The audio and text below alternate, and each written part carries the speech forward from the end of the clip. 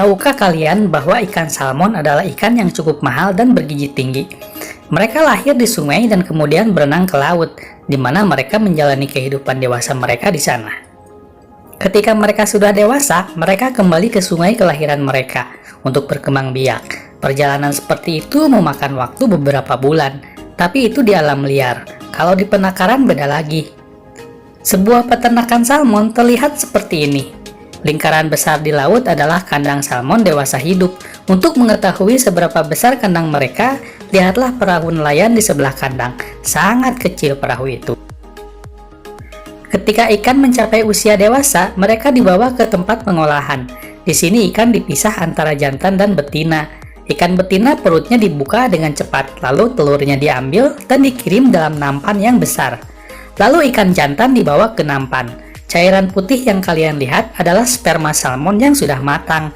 Para pekerja menambahkan air ke nampan, berisi telur yang telah dibuahi, dan mencampur semuanya dengan seksama.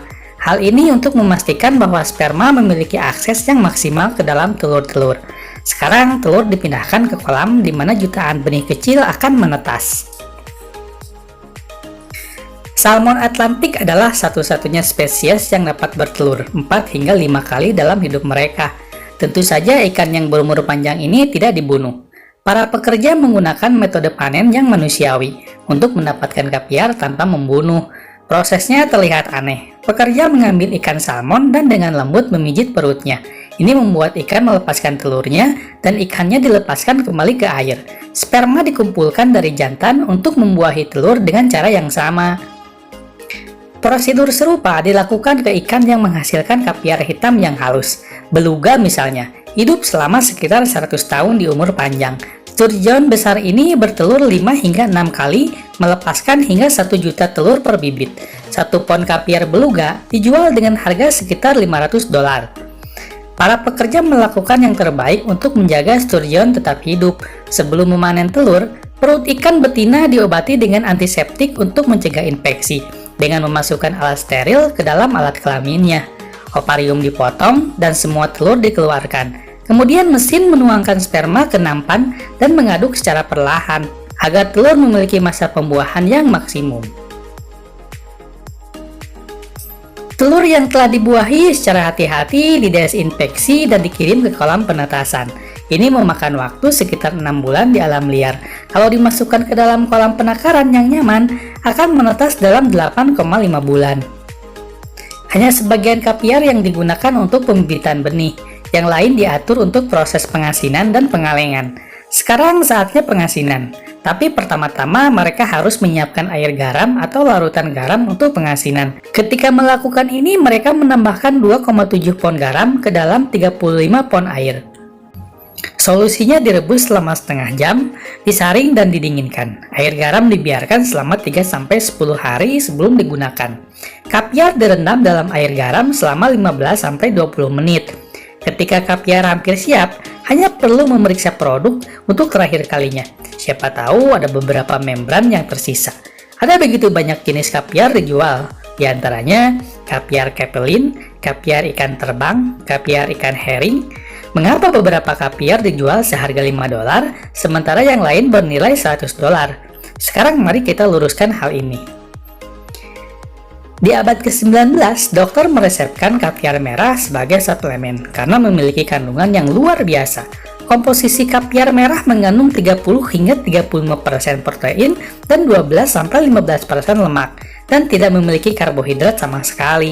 Kaviar merah mengandung banyak sekali vitamin A, E, dan K, dan hampir seluruh vitamin B. Selain itu mengandung kalium, kalsium, magnesium, fosfor, besi, belerang, mangan, selenium, seng jenuh dan tak jenuh ganda, asam lemak, dan banyak asam amino esensial.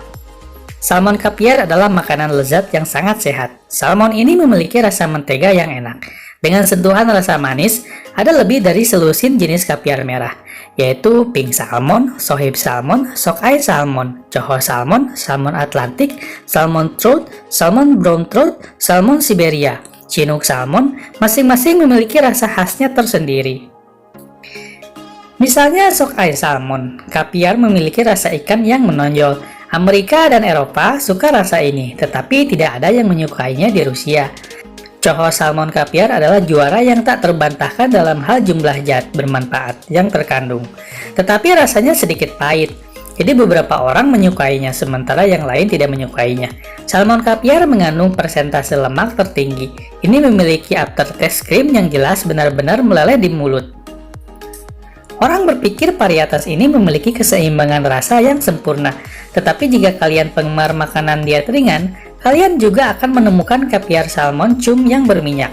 Kaviar hitam hampir sama komposisinya dengan kaviar merah, yang mengandung sedikit lebih banyak lemak, tetapi rasanya benar-benar berbeda dengan kualitasnya yang tinggi.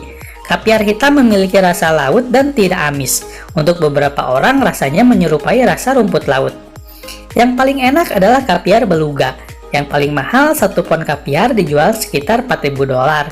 Kaviar beluga memiliki rasa kacang yang berbeda dan rasa yang sangat ringan. Kaviar galuga menyerupai kaviar beluga, tetapi memiliki rasa kacang yang lebih lemah. Sturgeon kaviar memiliki rasa rumput laut beriodium, sedangkan sterling kaviar meninggalkan rasa liat di lidah.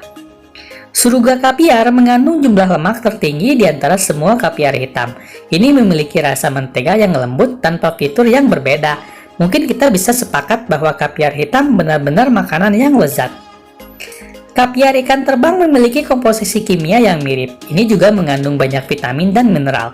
Tobiko kecil keras dan memiliki rasa yang sama ini dijual seharga $5 per toples. Mengapa kaviar ini memiliki perbedaan harga yang begitu besar?